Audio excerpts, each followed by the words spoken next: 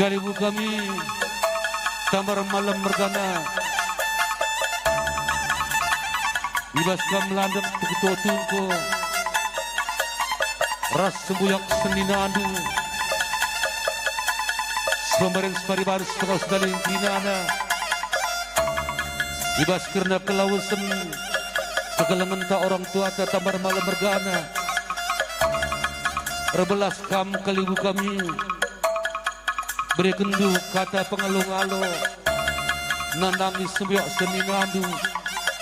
semerin separi sekolos nengkinana terlebih nandami kirinana kalibuta buang ras kirinana keluarga sungguh hadir ibas Pak Senda emak kalau kendu corong enda di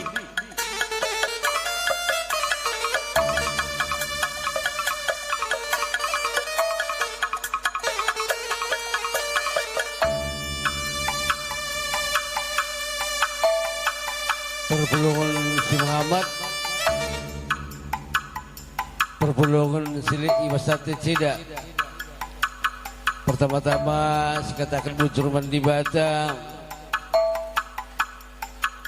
Gia bas Pak Sinda kita riluh-hiluh tapi Arcidati tetap kangen berikan ke jauh-jauh banta grina banci kita pulung ilos campur ras dari Junda MK kita sedina kami, sembuyak kami, abang kami Bapak Damianus Pinem nggo ngadap ku di batana ibas tanggal 10 tampar pagi-pagi di rumah ingana tadi di pasar 6 dari Junda. Jadi Malbandu kamu sembuyak kami, senina kami, pemberian separibalan sepengalon, lah ketandingan teman kami sendalanan, ibasar ternak, senina kami ndak, yang ngadap ke di batana, engkau idah kami tampak kamu berkerina sepasenda, mengatakan tak ikut orceda ate ibas kelausan orang tua tindak. Izin dan biasanya kami katakan kami bujur Manbadu Krina Artoto kita mendibata kelahir lona pagi bagi abang inandaiku rumah bapak MK ikan kesenangan ini. Jadi sekeri paksa ibas kamu sebuyak kami sendiri kami giak radu cedate kita mas paksa indah karena piga-piga anak ibu pus ras orang tua bagi kakak sini baru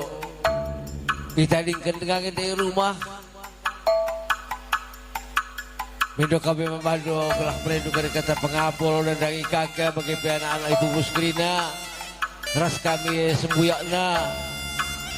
kelah alu kata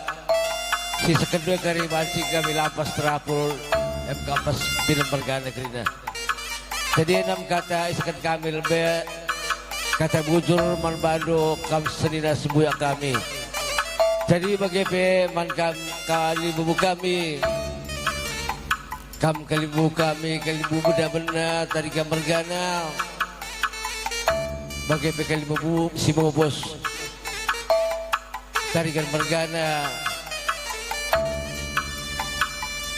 kalibu si pernemui sedang hari kuliah kali musim bungkus dari kemargana bagai kali musim pernemui si Nuraya Margana ras bars Margana berikut PKM kali musim 4 lah ketandingan singalo beri-beri